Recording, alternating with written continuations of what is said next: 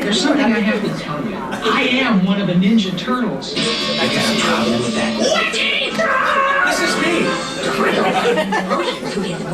I'm Yakko. I can't believe this is happening. Time out. This is too bizarre. Time in. I think we have a difference of opinion here. Let the hostilities begin. Hello, DC.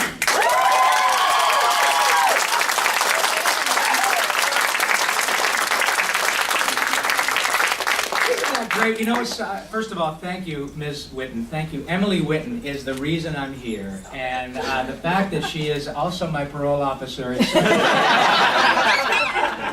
Well, hey, I'm in Washington, D.C., so here a felony is like a parking ticket, right? Who cares? But seriously, it is such a joy to be here. I'm beyond thrilled.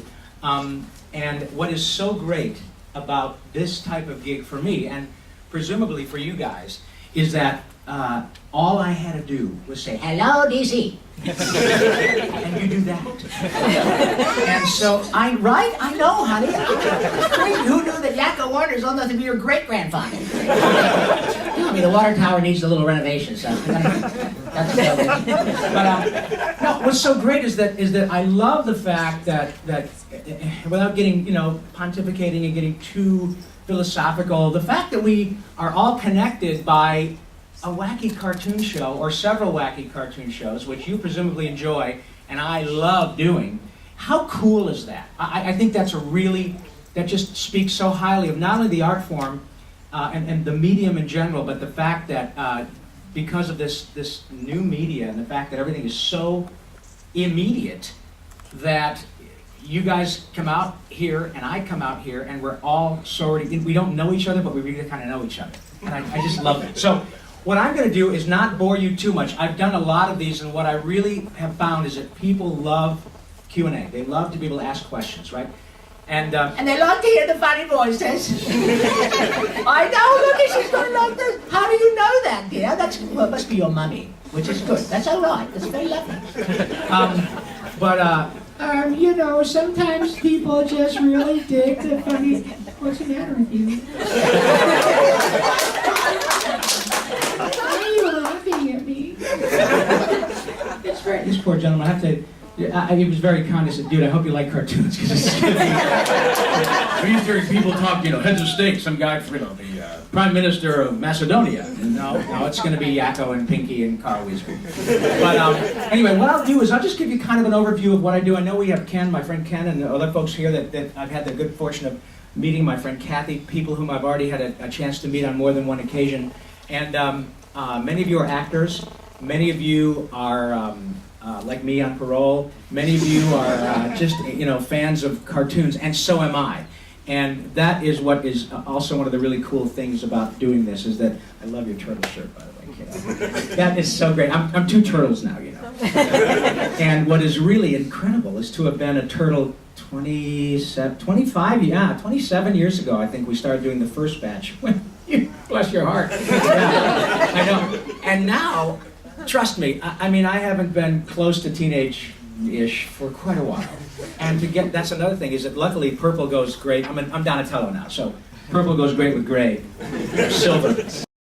Anyway, I know that there are a number of you who are performers and actors and have questions and that type of thing, so I'd love to get to that. Let me just give you a bit of an overview of a little bit more about who I am and how I got to be here. And is that okay if we just kind of do a lot of Q&A? Yeah. Okay, because I don't want, we don't have an infinite amount of time, and I want you guys to be able to ask questions. And also what happens is often if you ask questions, it stimulates some sort of other story about some other wacky cartoon guy, and it's just, it really beats the heck out of working, So I hailed from, actually I have the dubious distinction of being born in Detroit and raised in Flint. Both cities are, of course, in receivership. So I tell my friends in Los Angeles the only thing that I have in common with Detroit and Flint is that I was born in Detroit, lived in Flint, and then I left. So they better hope that I don't leave LA. I'm pretty arrogant of myself, give myself that much credit, but it's, c'est la vie. I wanted to be a hockey player. I grew up wanting to be, I wanted to play hockey, and I did from the time I was quite young. And had an opportunity. You have Animaniacs tennis shoes. Yes, I do. Oh, hello, nurse. Maybe a couple of bucks for me. So I really wanted to be a hockey player, and I was a pretty good hockey player until I got to college, and I had an opportunity to play in college, and I was not good enough to just get a scholarship. It was like, look, you're pretty good if you can make the team. We'll talk about a scholarship. I thought, all right, I'm pretty good. We'll go out there, and within 10 minutes, there was some kid, this was at the University of Wisconsin, some kid from Manitoba hit me so hard, completely legally that I had to unzip my pants to brush my teeth, right? It was just really clobbered me. And I thought, okay, I have no business going any farther as a hockey player. And, I'm having a twice broken nose, which sometimes looks like a sundial if I lay the right way, as a result of my affinity for hockey. I just thought, okay, that's not going to happen. I have neither the talent or the temperament to make a dime as a professional hockey player. So because I am such a logical person, and I thought I'll fall back on acting. Why not? Can't be a hockey player. Let's be an actor. If I can't get at the University of Wisconsin, I'm not going to MIT, right? So that really was the start of my desperate desire to perform. And I know, as I said, we've got some actors in here. And I think, like anything else, one of the things that the common threads when I talk to folks in circumstances like this is that I was driven initially, and still am, by the passion to do the gig. You know what I'm talking about, right, Ken? Yeah. It's something that it's almost chemical. I can't not do it. And I've found as I've gotten older that seems to be a common thread in every successful person. I don't know if it's whether it's money or not. It doesn't. I'm talking about maybe what makes you feel good about your gig. So when I was a child, all my heroes were people like Red Skelton and Jonathan Winters and Johnny Carson, and also the Goons and Peter Sellers and Peter Ustinov and the Pythons and all those guys. And I became primarily a singer because my mom was a terrific singer and I loved to sing. And I would start working on dialects, things like that. But I didn't really fancy myself a voice actor because remember, in those days, it was ABC, CBS, and NBC on Saturday morning. There was no cartoon network. Can you believe that? I know. This guy's like, what? wait a minute. What about Nickelodeon? No. Dude, what did you do? What about Adult Swim? You step outside for a minute. So yeah, we had none of that, and I know. And so anyway, all the cartoons that I grew up watching, like all of us, inspired me because they were funny and entertaining.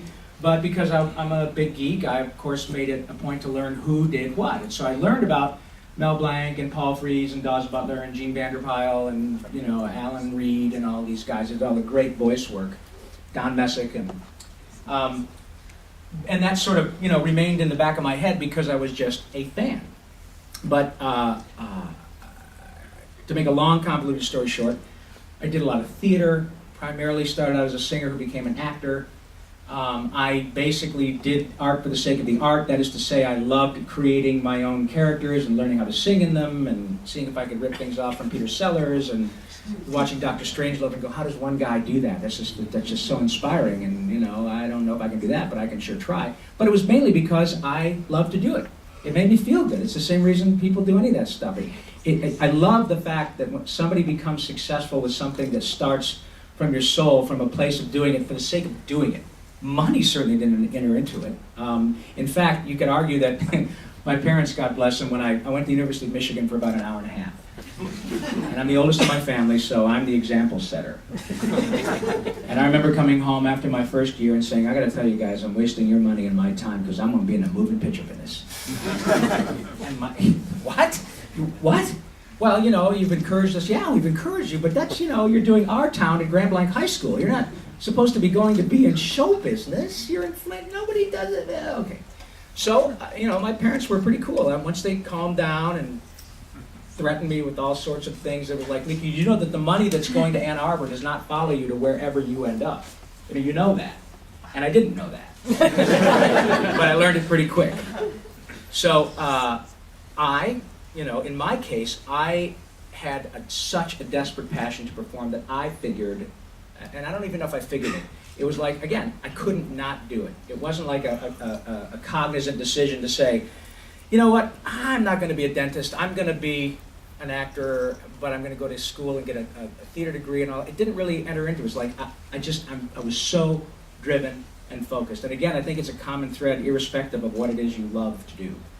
So I moved to LA in the fall of 1978. And that was, as I tell people, by the way, I hold the patent for fire.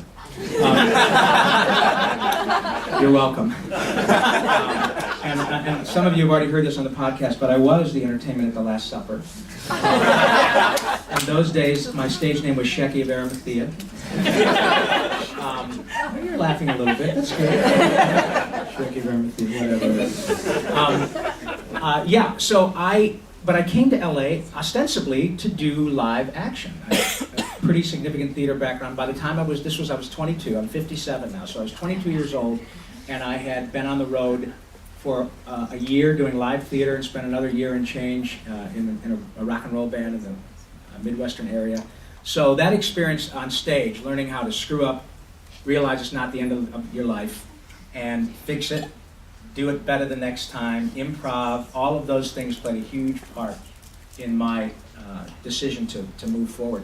So when I got to LA, again, as a reminder, there was ABC, CBS, and NBC on Saturday morning, and the occasional after-school cartoon type of thing, right? And of course, Rudolph the Red-Nosed Reindeer at Christmas, and Frosty the Snowman at Christmas, and a Charlie Brown Halloween. It's a Great Pumpkin, Charlie Brown, things like that, right? And of course, I figured, and it was true, the vast majority of people who did all the animation work were the people I mentioned earlier, the handful of people, because, oh my God, you got a Pinky and the Brain shirt on. Sorry, every now and then it just goes, bing, and it just, Narf. I can't help myself, darling. I have my disorder working for me, so if I could have a seizure salad right here, that would be so, anyway, it wasn't that I didn't want to do voice work, it just was I went out to do TV and commercials and movies like everybody else, and that's what happened. I got my SAG card in 1979, and I began doing a lot of commercials. I probably did 30 or 40 on-camera commercials, and one thing you learn pretty quickly is that there are a million average-looking white guys with SAG cards in LA.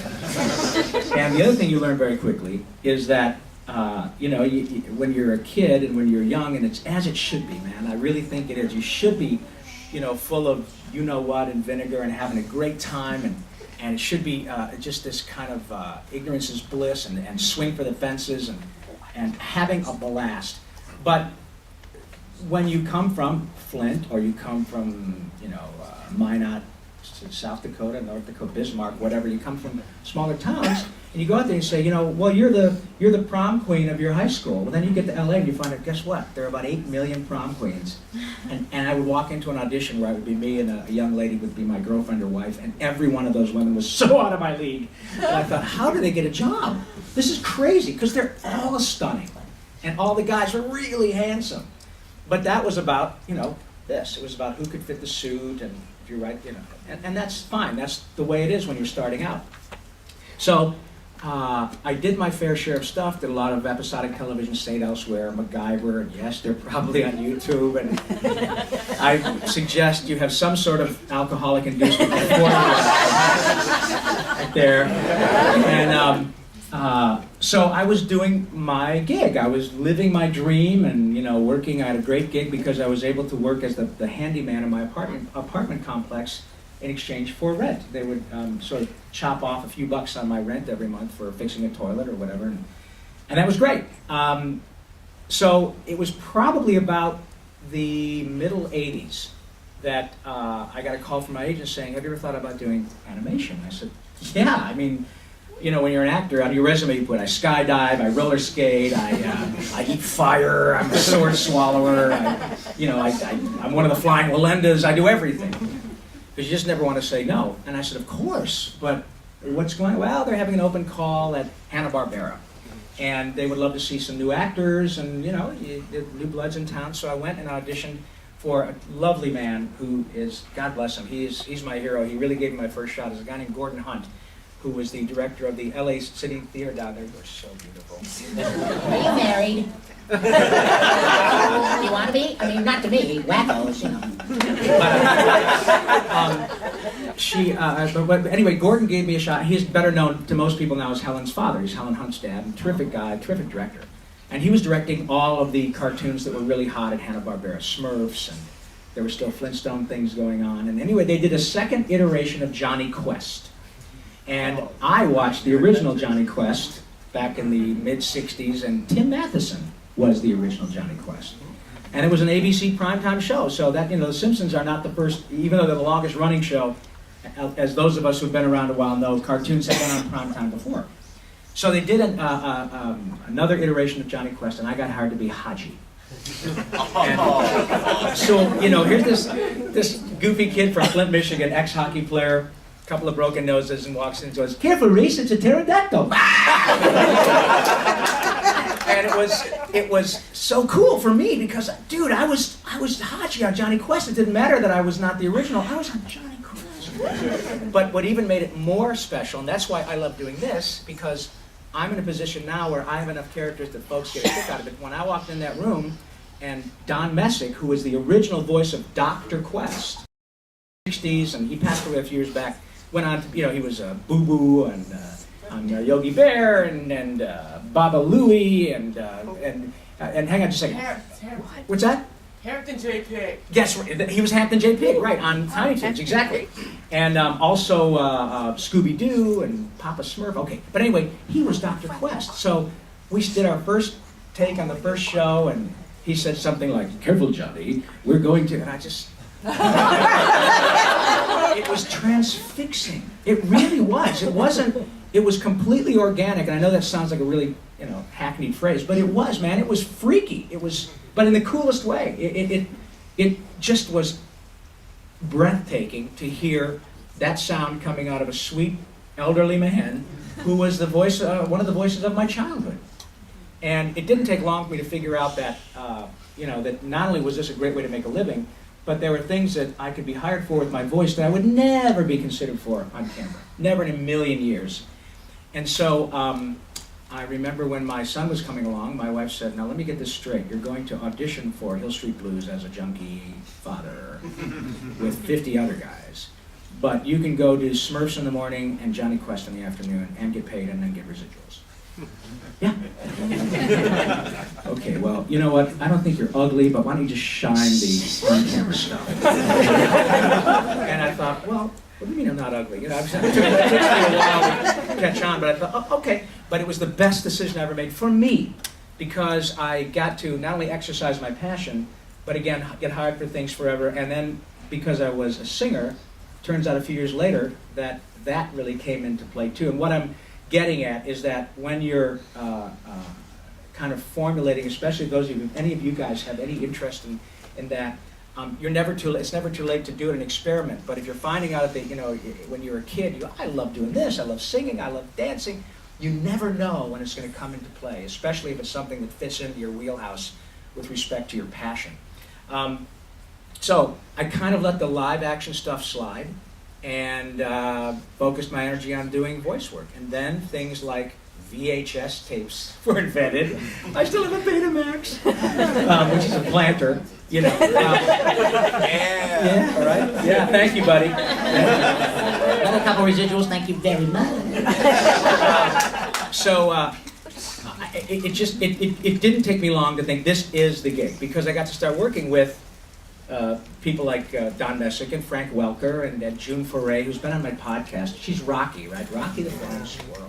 And Natasha. And she's 96. And she is delightful. and she's this big. She looks like she would be sitting on the dashboard of your car maybe next to the hula girl or something. And she's just delightful. I remember I had her on my podcast, and I couldn't resist. Somebody said, what if Rocky asks Pinky, are you pondering what I'm pondering?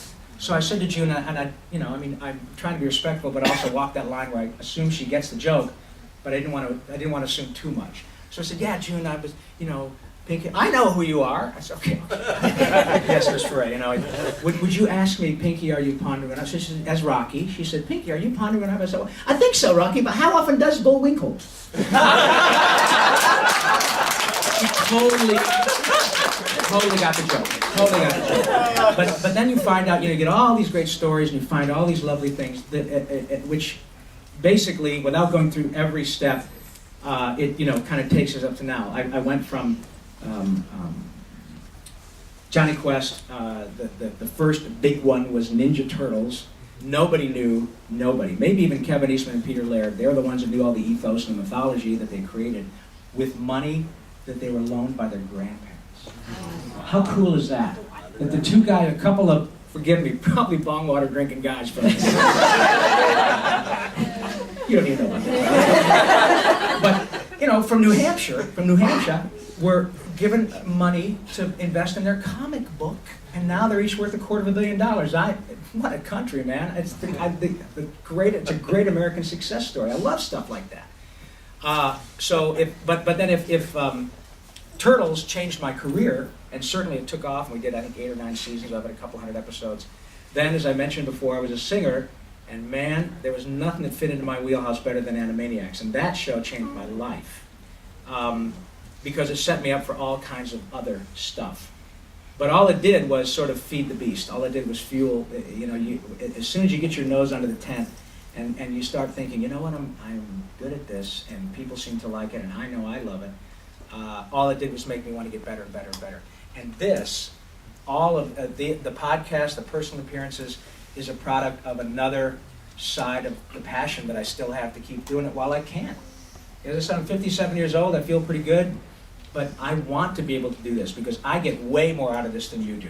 I promise you. It is so much fun for me to be able to connect now with people and see how they respond to these characters. And these are just the ones that I've done. So part of the cool thing about the podcast is I get to get all these world-class actor buddies of mine, and you get to hear from them too. But anyway, so yeah, it was Turtles and Tiny Toons and Animaniacs and Tasmania and Pinky and the Brain and The Mask and The Tick and Mighty Max and a lot of stuff at Nickelodeon. Jimmy Neutron. And I do Mark Chang on Fairly Odd Parents. You can't talk soft, so deal with it. And now, lo and behold, as a result of the good graces of the folks at Viacom, I get to be a turtle again. As a fact, isn't that something? In fact, my son was working on another Butch Hartman show at Nickelodeon called Tough Puppy for a while. Yeah. Thank you. And he got an interoffice memo, and I was there working on some other show, and he got an interoffice memo and sent me a text at work one day, and he said, I just got this. You're going to be on Turtles again? I said, yeah, how about that? He said, Dad, you're going to be the answer to a Jeopardy question. I said, I figure, I feel if I live long enough, I can knock out all 4 of my God. If I live 50 more years, I can do all 4 Turtles. But it is an incredible ride, man. It's just absolutely astonishing to be able to do this. And the one thing that I keep going back to is the passion. I know that the older I get, I swear to you, the passion doesn't dissipate. Maybe sometimes people's passions change, whether they may have had to do something for a living that paid the bills, got their kids through college, and they say, now I'm going to garden, or now I'm going to get my handicap to 1. I'm just really into something else.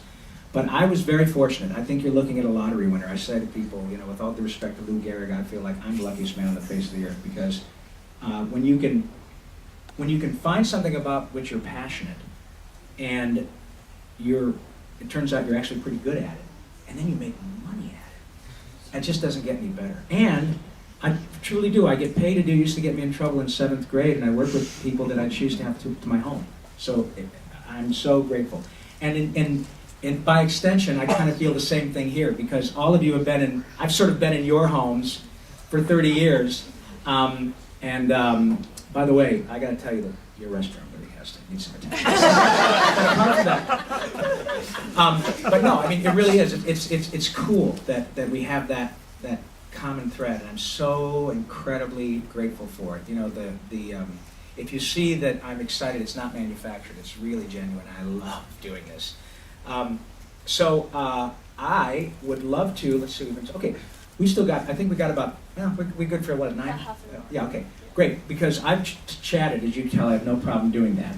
But that kind of catches you up to where I am and how I kind of got here in my background. And please ask as many questions as you like, because that's what I want to do. So why don't we start doing that? Anybody got a question? Oh, yes, sir. So, you've been doing this for a long time. Like, just to say thanks. I'm going to school for animation now, and you've been a part of my life since I was a kid. This is early '80s. So now I'm going to be an animator, hopefully next year. So thank you for that. Thank you, and hire me. Here, this will be good. This will go toward the beer fund. But on the flip side of that, you've had all the great graces come through. What about the hard times? Because every artist and everybody has them. Right. How do you get through them? Well, I'll tell you what, and at the risk of sounding brutal, for me, people ask me often, is it hard to do the hard is pouring tar on a freeway in August. That's a hard job. If you ever spend a summer laying sod, that's a hard job, right? I used to, I don't think it's unusual at all. We're human, and when you're in a position where you kind of go, God, I'm broke, and I mean I'm really broke. I got like 5 cents, and I'm seriously broke, and all that stuff. But you know what? I gave myself about an hour to feel sorry for myself, and then I said, tough. Nobody ever shoved a gun in my mouth to be an actor. Never. In fact, I think one of the greatest lessons my father gave me, God rest his soul, is that the one thing he told me and kept drumming into my head, and he's absolutely right, was that if you want to follow your passion, I'm all for it, because I'm the product, I'm a second-generation American. All my grandparents came through Ellis Island. And his point was, look, man, the opportunity is here, it's everywhere. If you want to go do that, it's not what I would do, but hey, it's what your grandparents did. So you go follow your dream, but nobody owes you a living. Nobody owes you a dime. If you want to make that choice, good for you. So in the greatest tradition of sort of American individualism, you sink or swim on your own merits. But especially with show business, it's not too different from being a professional athlete. Really, it's like the odds are pretty astronomical. But that doesn't, you probably didn't become an animator thinking about the odds. You dig drawing pictures. And right, and it's like you would do it anyway. And even if somebody said, you know what, nobody can get paid doing this, you're going to have to do something else, you'd probably still draw because you love to draw. It's fun. It's your thing, right? Right, it's your gig.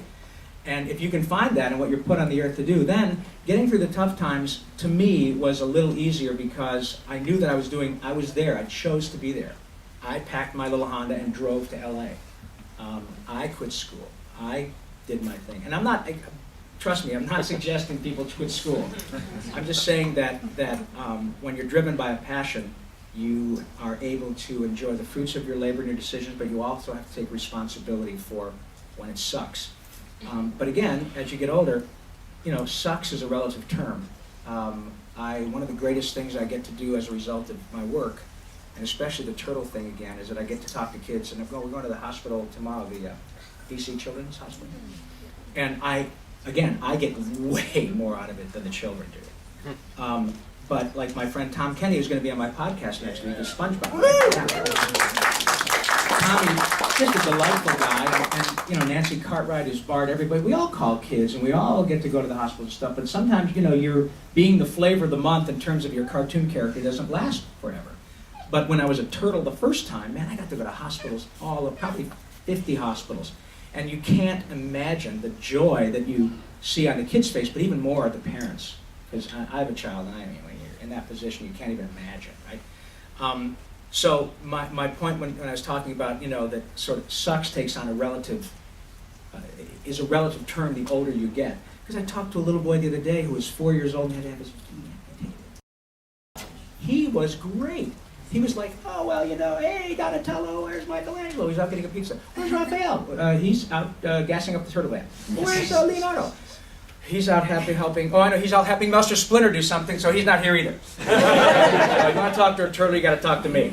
But the point was, his mother was, it prioritizes things like that. And I'm not saying it to drag it down. I'm just saying that if you're lucky enough to have something you love to do, then you sink or swim on your own thing. And that's really kind of a gift when you're able to do something that you would choose to do. And especially as I get older, I was telling these folks a bit earlier, is, man, when you get to be my age and you can get up in the morning and go, I can't wait to get to work, that's a huge gift. And not everybody has that. And if things slow down, you need to make money, then you just got to get a job. I did plenty of them. But the one thing that helped me a lot was knowing that I was doing exactly what I wanted to do. Yes, sir. All right. Joey, right? Yes. Okay, Joey. Thank you. You're welcome. Rob, loved your stuff forever. Love it from Yakko to Bravo Man, which I'm thank you very greatly much. enjoying. Everybody watch Bravo Man. I'm sure you all have. Take care of you right now, too, Joey. All right. But seriously, Mayor Joey. one of your more obscure projects I enjoyed when I was about 10. Coconut Fred's Fruit Salad Island. Well, you're the only one. I know. If you hated it, was at least the paycheck good? Yes, I did. Well, I did. You know what? I didn't. I never hate it. Nobody ever starts out to make a bad project. I mean, it's too hard to make a movie or a TV show to just say, I'm going to take a couple of $1 million to just screw it. I'm just going to make a lousy project. I mean, Coconut Fred was clearly Warner Brothers Very attacked that, SpongeBob. and SpongeBob, Coconut Fred, and so I knew that right away. The interesting thing about that show was that when I got hired to do it, I walked into the recording studio at Warner Brothers and I said, where is everybody? Who else is on the show? Because you always expect to see your friends, and they said, well, you're actually the only guy here on the show in this country. And I said, what are you talking about? Well, the rest of the cast is in Vancouver. And I said, well, that was my first experience in working on a co-production because the Canadian government gives producers from LA huge tax incentives. And at that time, the American dollar was considerably weaker, maybe about 15 cents on the dollar, a little bit weaker. So they would go up there and get a 20-30% tax break. And they're American, and Is that why we have all the Canadian imports nowadays? well, yeah, that's a big part of it. And there's also a lot of work that goes on up there. Vancouver and Toronto primarily. But a lot of those guys now, David Kay, Tara Strong, Jennifer Hale, they all have come to LA. I mean, they know, that's where if they want to work for Disney or Warner Brothers or Nickelodeon or Cartoon Network, they have to be down there. But yeah, Coconut Fred was a delightful thing. All the checks cleared, thank you, Joe. And again, it's pretty tough to really. I like the concept. Yeah, it is. And it looked cool, and it was really fun. It's tough to denigrate any job because they're so tough to get. That's the thing. Well, it's when you get the gig, that's the joy. You're actually getting paid to do what you came out to do. The hard part is getting the gig. So you kind of figure that you get paid to audition. You get paid to be rejected. When you're working, you'd be doing that for free. It just so happens they give you a check. Yes, ma'am. So I know a lot of your work, even though it's obviously enjoyed by all ages, it's definitely family friendly or tends to be for kids. But then I've also enjoyed your work in the other end of the spectrum because I was watching The Haunted World of El Super Beast Rob and I Zombie. heard your voice coming out. Yeah. Or Boondocks. Oh yeah, Yeah. and the Boondocks, yeah, another great one. Yeah. And I was just wondering if because so much of your work is on one end of the spectrum, the family spectrum, is it kind of strange when you have a project that's a bit just for adults or very extremely for adults? What is your name, sweetie? Sonora. What a pretty name, Sonora. Thank you. That's a great question, Sonora. And well, yes and no. I mean, when I didn't have a child, who's now a grown man, I really didn't. It wasn't like I was looking to do things that would be shocking. I wanted to work, and I love doing good work, and I think that I'm always trying to get better. I don't want to rest. I've got an Emmy and I've got these Annies. All that's great, and I'm not going to give them up. But the Emmy and $4 will get you a latte. If I had won my Emmy for being on Frasier, we'd be having this meeting on my G5 because the money would be astonishing. It doesn't work that way in voiceover. That's fine. I'm fine with that because I get to hang with you guys here. But the fact is that I'm always trying to get better. And the reason I mentioned Boondocks in particular was because I remember that when they hired me, the folks, Boondocks, for those of you who don't know, is a great comic strip written by Aaron Magruder, who's an African-American gentleman, a very talented guy. And they hired me the first time to be this really outrageous, racist, nasty dude. That is not the cut of my jib. In fact, my son is engaged to a woman from Nigeria. And when they, in the show, they really wanted me to just yell the N-word over and over and over again. That was so difficult for me, to the extent that the producers, all of whom are African American, and I gotta tell you, growing up in Detroit and having been there during the 1967 riots, and having not been raised that way, was very difficult for Rob. It was something that I had a problem with. The producers didn't. They hired me because they thought I was a good actor. And they wanted me to be a sort of, southern feller down yonder and start yelling that nasty word and doing all that stuff. Man, it was bad. And it was very hard for me. And so they finally said, dude, we're not going to hurt you. Go for it. And I did. It worked out fine. But I have to tell you, even talking about it is difficult for me because I'm just not that way.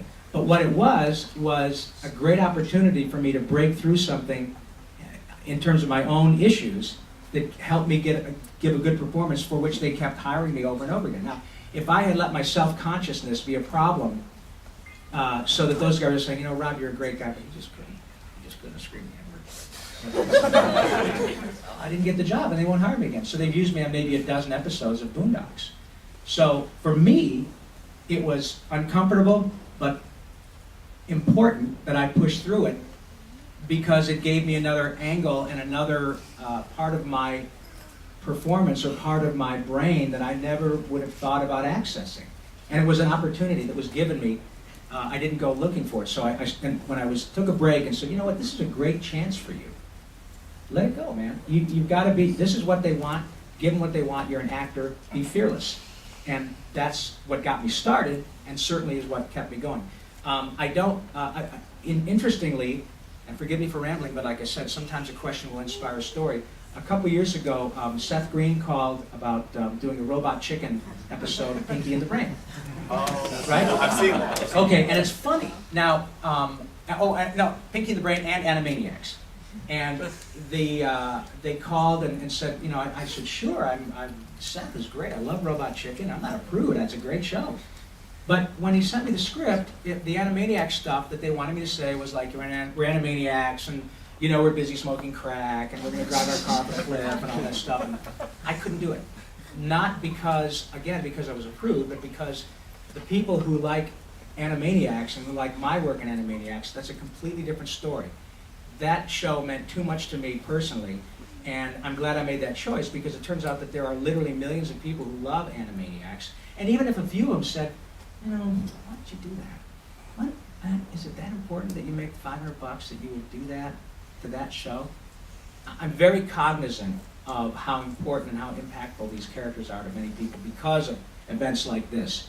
So it depends on the circumstance, but if it's like, I would never do anything that would profoundly denigrate Ninja Turtles or something, because like the little boy I was telling you about with the feet thing, that little boy will never forget talking to Donatello. I won't forget him. And I would never do anything to make that a problem for him. But it's a great question, because I'm grateful that the folks at Boondocks gave me the chance and bared with me until I was able to push through it, because it was tough for me. But thanks for the question. Yes, sir, Ken. So maybe you could take us through the process of the acting process, how you go from being Rob to Yakko or Pinky, or, what are some of the decisions that you make and the questions that you ask yourself along the way? Well, I wake up. Ken's going, I knew he was going to do that. No, in terms of creating a character, let me back up a little bit. Acting is acting. Having done live action, theater, improv, lots of improv, acting is acting. You still have to be committed to your character, make solid choices, be fearless, as Billy West says. The thing that is great is, I think voice actors, by and large, because it's not about our physicality, I think I was sort of blessed with an ability to not care, to not look stupid. I'm sure there are a lot of people, especially when I was younger, probably girls on whom I had a crush. That's probably why I had a lot of girl friends. Oh, you're so funny. Oh, come here. Yeah. Oh my God, you're so funny. Why you mean my boyfriend? I was always the funny guy. But I also loved to laugh, and I would make myself laugh. And often I found at a pretty early age, if I could laugh at me or something I was creating, other people would too. And of course, that's when then you're pouring gas on the fire. Because if any of you are actors, you know, as soon as you get a little hook into somebody and they respond, whether it's your aunt and uncle, your mom and dad, and your friends, and it's like, oh, dude, great, you know, hey, watch, hey, the room looks wonderful from here. So I think that when you're doing an animated character, often, not often, always, they'll give you like at least a two-dimensional, different angles of the character. Often they have an idea of what they want in terms of the vocal quality. They'll say, we like kind of a Christian Slater, and I have a tendency not to listen to that. Not because I don't like Christian Slater, but because so many of these things are done by committee, and often the people who say that don't really mean it. They just don't know what they want.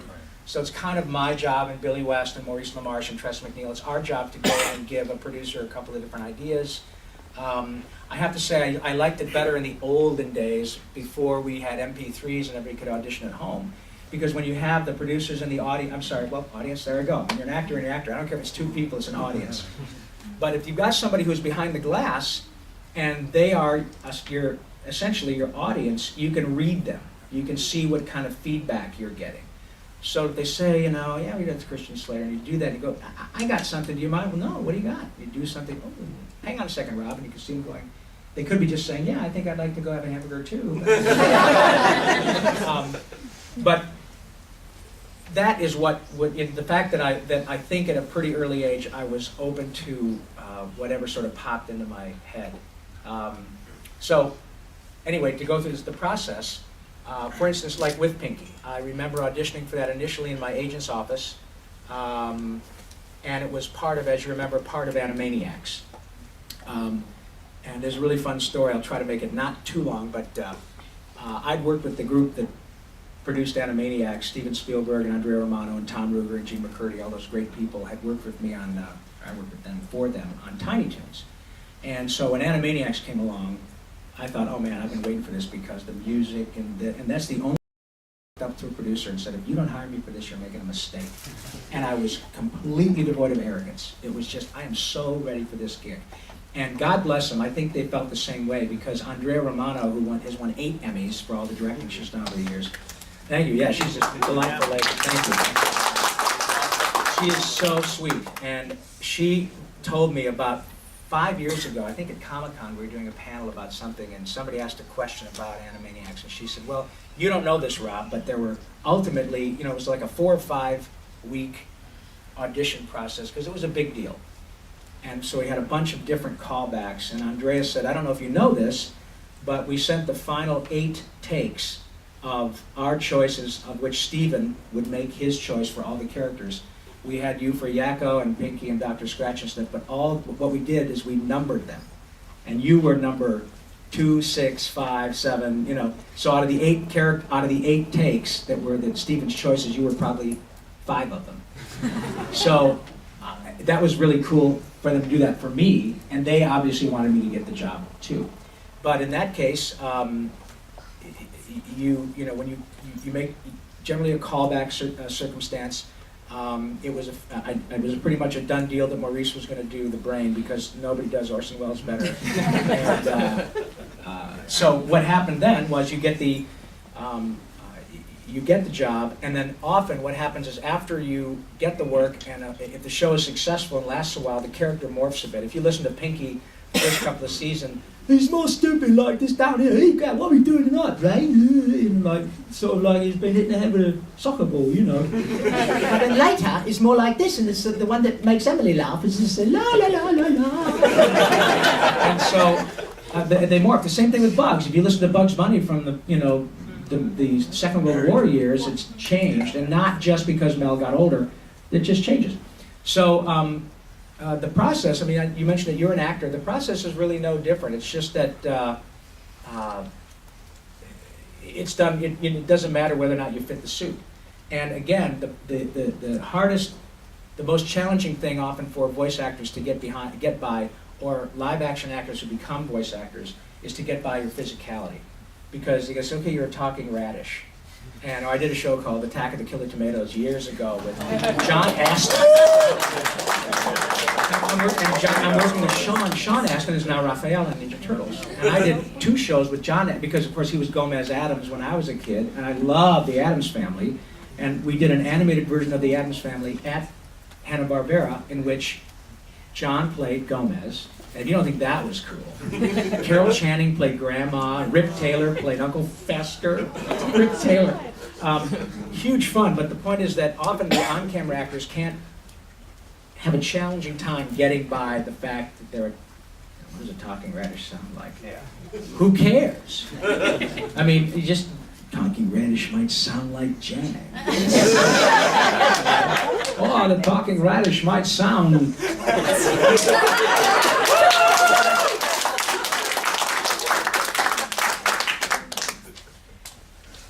like, you know, Chris walking, and it doesn't, you know, you see what I'm saying? Yep. So it really is about being unafraid to swing for the fences. You look at things, you get a gut reaction, try some stuff. The difference is now, of course, virtually all of it is, like you do a lot of work from home, it's all in MP3, and you don't, if they give you a breakdown, obviously you want to give them what you think they want, which I do, and then I inevitably throw in 1 or 2 takes of something that's 180 degrees different, because if nothing else, it red flags you. It says, wow, you know, Ken, you were not exactly at all right for what we did here, but that thing that you did was so interesting. And then a year later, they call you up and go, remember that thing you did that was completely wrong? It's totally right for this. So those are things, I've gotten jobs many times by taking making a choice that was completely different from what I think the producers want. But oftentimes, the choice on what the producers want, I make it for them by taking a chance. In fact, interestingly enough, John Astin was the second choice for Pinky. And John doesn't do anything but John, and which I love. And he teaches theater now at Johns Hopkins. They have the John Astin Theater. So, I mean, I'm not going to argue with John Astin, but the point was that they said that, you know, what you did and the choice and the way that it worked with Maurice was why you got the gig. So it helps to don't be afraid to take a crack at something. Emily. I warned you. Yes, I warned you I was going to do this. Oh. I want you to sing for us. Oh, you do? I'm so sorry. That hour has gone. I would like to hear. You can take your choice or do both or whatever. I want to hear Carl Weezer's favorite rock song or Yakko's World. Oh, you can do both. One of the things that people seem to like is, I don't know why, but on my podcast they love it. I'm a big rock and roll fan. I was in rock and roll bands for years, and Billy West uses a phrase which I steal a lot. It turns out my heroes were not just actors. My heroes are artists, whether it's Jimmy Page and Robert Plant, or Johnny Mercer and Duke Ellington and Ella Fitzgerald and Frank Sinatra, or Shostakovich and Prokofiev, or whomever. I'm always inspired and impressed by great talent. But for whatever reason, people like it when I do my podcast. I have my characters singing classic rock and roll songs. So I had Carl Weezer singing Pink Floyd, I think it was, right? So Carl Weezer singing, "We don't need no we don't need no thought control. There are only 8 notes, how hard can it be?" It's just. Do we have any time for one more question? We do. Okay. Let me take a few more questions, and I'll. Okay. Yes, sir. You in the back, sir. So what's it like living in LA? Because I plan on moving there when I finish college. Huh? If I ever get into college. Oh, no. Is this mom and dad with you? Mom. Okay. Now, does mom know that you're planning on moving to LA? Surprise, mom. Listen, I know what you mean. And what's your name, sir? Julian. Julian, thank you for coming, first of all. And I have to tell you, my mother, God, I miss my mother every day. I love that woman so much. But I remember she was standing on the porch of our house in Grand Blanc, Michigan, just south of Flint. I swear to God, in a chenille bathrobe. Just, you know, oldest baby driving his little Honda going, "See you later, Mom! Woo! I'm going to Los Angeles!" And she's just like, "Oh my God, what am I doing? You're good." So just be aware, Julian, that, you know, moms, they love you for a reason. It's a long way. But anyway, so what's your question? What's it like living in LA specifically? Well, I got to tell you, I think that if I could do what I do somewhere else, I'd probably I'd probably leave LA now, but I've been there for 35 years. It's very exciting in terms of the entertainment business. There really is no place like California. Not only is it almost broke, but you can you can surf and ski on the same day. You know, and local mountains have snow on them. You can surf in Malibu and drive up to Big Bear and ski in a few hours. You have aerospace, you have the entertainment industry, you have agriculture. It's an incredible place. I presume your question is primarily specific to Los Angeles. It's a very exciting place to be. My son was born... Bless you. I have that effect on most women. My son was born there, and I have to tell you, we live in an area out in the Santa Monica Mountains, not far from Malibu, out in the country, which I chose to, and my wife and I chose to be there because it's a great place to have our kids and be away from the madness of Hollywood. Well, my kid, was born out there, and all he wants is the madness of Hollywood, right? So he lives, man, right in the thick of it now. He and his fiancée have an apartment. They love it, and because the restaurants are there, it's all about Hollywood, and it's cool, and all of that. So I've gotten to the place where there are so many beautiful areas around the country that I would consider maybe doing it somewhere else. But the fact is that when you're doing what I do, my friend Ken is a voice artist who has his own studio at home and does work from home and all of that. I pretty much have to be in LA. If you want to do what I do, you have to be in Los Angeles because Disney and Warner Brothers and Nickelodeon bring the actors, there. Does that answer your question? A little bit? Okay, thanks, Julie. I appreciate it. Yes, ma'am. Hi, my name is Jackie, and I was wondering, because I know a little bit about animation and how it's changed over the years, how would you say the voice acting has changed? Oh, what a great question, Jackie. Well, I think, again, I'm sorry, Ken, I'm using you as an example. I think that the talent-wise, or creating characters, I don't think has ever changed. In other words, my process hasn't changed due to the fact that we have all this new media and 3D and flash animation and, computer-generated stuff. My process hasn't changed. I think that, in fact, it is such a collaborative effort, as is all entertainment, but even more so in animation, because I really appreciate that you folks are here to hear me speak, but man, I can't draw a lick. I can't do stick figures, man. I can't do anything, right? I'm just an actor. I'm hopefully a good one, but it really is when it meshes and you have a completely organic character. One of the things I love about, you guys know Phil Lamar? Yeah!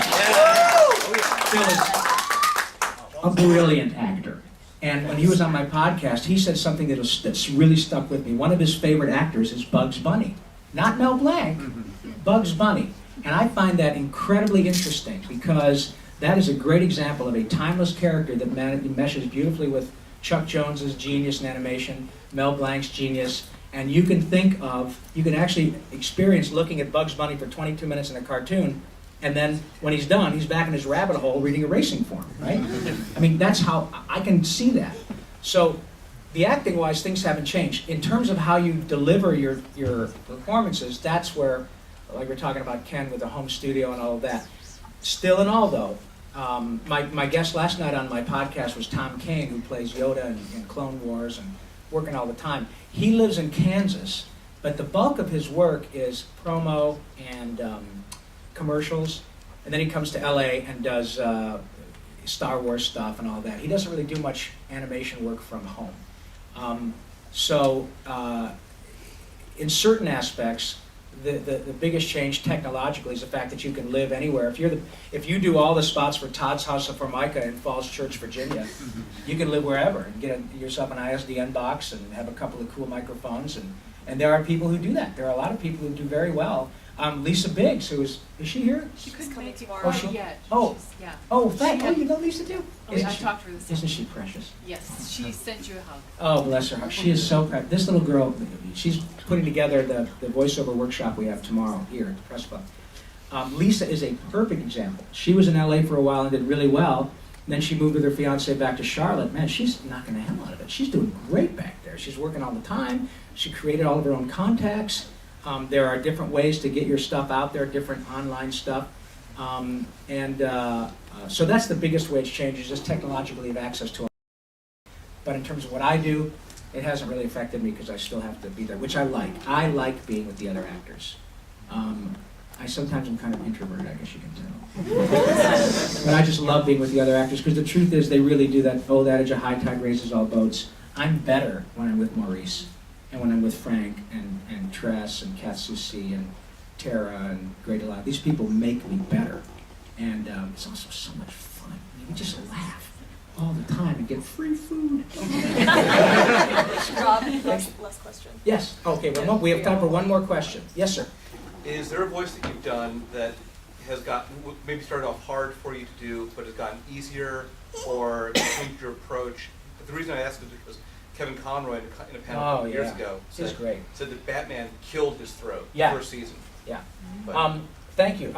You know what? Honestly, Carl Wieser is kind of a tough voice. Not because it's in a placement in my throat. Like most of the time, Carl's talking like this, you know, and he has that lazy L like Tom Brokaw. You know, has that lazy L. He would say Alec Valenza.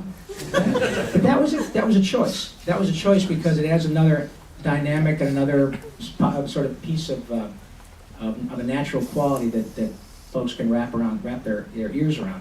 That one, if I have to do it for a couple of hours, if Carl's yelling and stuff, it's in a place in my throat where it definitely will wear me out. Fortunately, he's not strong enough to yell much. But I did one show years ago that never made it to air. We recorded it. It was Tim Curry and myself and Julian Holloway, great actors. Well, I shouldn't say it. I included myself. They're great actors, especially Tim. God rest. I hope he's okay. He had a stroke a while back. I think he's doing okay, but what a talent, my goodness, and takes over the room with his incredible, just his presence, an amazing fellow. But we did there's a series of comic books from England years ago called Dan Dare, Pilot of the Future. Have you heard of that? And they have a character on that called the Mekon, which is this disembodied brain, and I came up with a voice. They wanted to be English. I was the only non-English cast member, which I thought was a badge of honor. I thought that's pretty cool. They bought it. But it was this character where he was nothing but air coming through his voice. You know, you'll regret this, Dan Dare, as I live and breathe. And so I did that in the audition, and that was a good, this is a great thing. And I'll make it quick, I promise. Make sure that if you audition for something, you can pull it off if you get the gig. Because and like we said at the beginning of our conversation, well, it's been a one-way conversation, but at the beginning of the evening is we're actors, and we want to, we get a real Jones out of pleasing people, and especially if they're people who can pay us. We want to be good, right? So that was the one time that happened where I got a job, and they brought me back and did a call back, and they even asked me. They said, "Now, you're gonna do this, right?" I said, yeah, sure. Come on, what are you talking about? It's me, it's Rob. Yeah, what are you talking about? Come on, can I do this? Can you do it? No, I do. And the truth was that we did it and recorded a few of them, and it was difficult for me to do this for a couple of hours. It would wear me out, and sometimes it doesn't work as well as others. And so luckily the producers were really cool and said, you know what? You just say the lines with your regular voice, and we'll pick that up at the end of the show, and we'll plug them in. But that was one where that definitely took it out of me. And Welker's a great guy to ask that question too, because Frank does so many monsters and weird things. And sometimes when Frank does like Mufasa on Lion King, he would work for a day and then not work for a couple, because he's going, or when he's the voice of Cujo in the movie Cujo. That's Frank, right? Crazy. But he was also the little hummingbird in Pocahontas. That's Frank too. How crazy is that, right? So anyway, I know we're going to assign some stuff. Okay. Well, Emily has been kind enough to add. This is for if you have your little cameras. And I'm again, thank you so much. I could talk for another 2 hours, but I know you guys have people coming over for Easter next year. So they get. But again, I will be happy to sign stuff. I brought my own things to sign. Obviously, there's no charge for them, but it's very sweet of you guys to come. If you've got stuff you'd like signed, well, you do, certainly. I've met you before, haven't I? Yep. Yeah. Nice to see you. Oh my goodness, that's right. We're the convention. Hi, sweetie. Nice to see you. I'm sitting here. I'm so sorry. I'm sitting here rambling along, and I saw you on Twitter that you were coming. I'm just oblivious. Sorry, sweetie. I even started having my own little. Yeah. But anyway, so any of you, and if you want to fire up your phone, if you guys are interested, then there was a little song that I did on Animaniacs, and I would love to sing it for you now. And we got your phones. Everybody set up there. I know how this works. I expect to see it on YouTube in a half an hour. I totally get it. And it goes something like this. United States, Canada, Mexico, Panama, Haiti, Jamaica, Peru, Republic, Dominican, Cuba, Caribbean, Guyana, El Salvador, too, Puerto Rico, Colombia, Venezuela, Honduras, Guyana, and still, Guatemala, Bolivia, and Argentina, Ecuador, Chile, Brazil, Costa Rica, Belize, Nicaragua, Bermuda, Bahamas, Tobago, San Juan, Paraguay, Uruguay, Suriname, and French Guiana, Barbados, and Guam, Norway, and Sweden, and Iceland, and Finland, and Germany now on Greece, Switzerland, Austria, Czechoslovakia, Italy, Turkey, and Greece, Poland, Romania, Scotland, Albania, Ireland, Russia, Oman, Bulgaria, Saudi Arabia, Hungary, Cyprus, Iraq, and Iran. There's Syria, Lebanon, Israel, Jordan, Bahrain, Kuwait, and Bahrain. The Netherlands, Luxembourg, Belgium, and Portugal, France, and Denmark, and Spain. India, Pakistan, Burma, Afghanistan, Thailand, Nepal, and Bhutan. Cambodia, Malaysia, then Bangladesh, Asia, and China, Korea, Japan. Mongolia, Laos, and Tibet, Indonesia, the Philippine Islands, Taiwan. Sri Lanka, New Guinea, Sumatra, New Zealand, Borneo, Vietnam, Tunisia, Morocco, Uganda, Angola, Zimbabwe, Djibouti, Botswana, Mozambique, Zambia, Swaziland, Gambia, Guinea, Algeria, Ghana. But wait, there's more. Burundi, Lesotho, and Malawi, Togo, the Spanish Sahara is gone. Nigeria, Chad, and Liberia, Egypt, Benin, Gabon, Tanzania, Somalia, Kenya, and Mali, Sierra Leone, and Algeria, Dahomey, Namibia, Senegal, Libya, Cameroon, Tanzania, Ethiopia, Guinea, Bissau, Madagascar, Rwanda, Mayo, and Cayman, Hong Kong, Abu Dhabi, Qatar, Yugoslavia, Korea, Mauritania, then Pennsylvania, Monaco, Liechtenstein, Malta, and Palestine, Fiji, Australia, Sudan.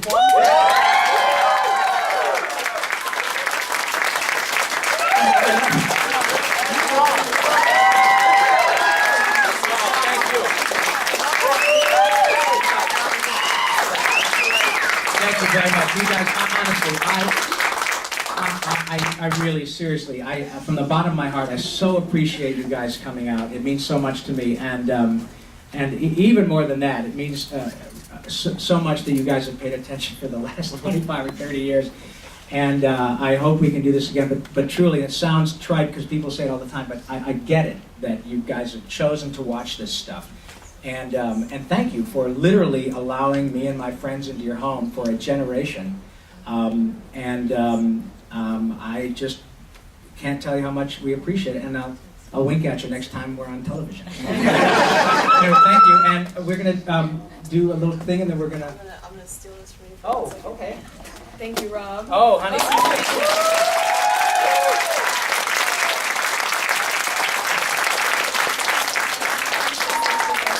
We have traditions, and so I would Oh, like you to said present Press you Club. I with thought this. you said the Depressed Club. No. People are really happy. The Happy Press Club. I would like to present you with this mug. Oh, which is one of our traditions of the Press